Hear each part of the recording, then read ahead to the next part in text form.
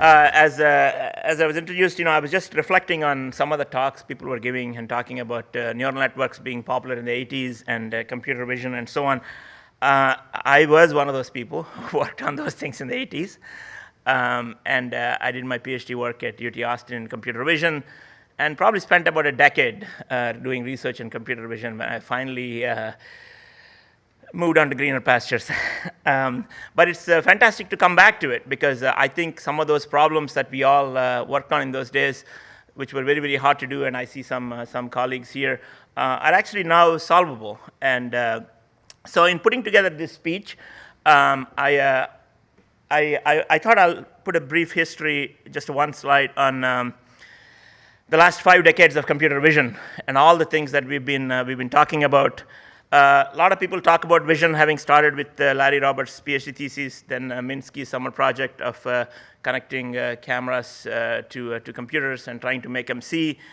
And from then on, over that time period, we worked on many, many different problems, from structure from motion to flow to 3D modeling, scene understanding, feature detection, and so on. Mixed results in actually commercial deployment. A couple of reasons. One, there's a joke we used to have in computer vision in those days, which was if it worked, we didn't call it computer vision anymore because we just said it as embedded processing or cameras or something like that, which you could relate to, because computer vision was associated with this concept of making things that can see and behave like humans, which I think is still a really, really tall order, even with all the excitement that we've been hearing today about deep learning networks.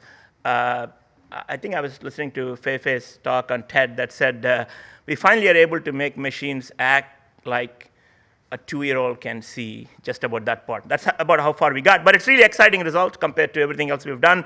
And the exciting part is that there are a lot of business applications now that people can make money and use them successfully.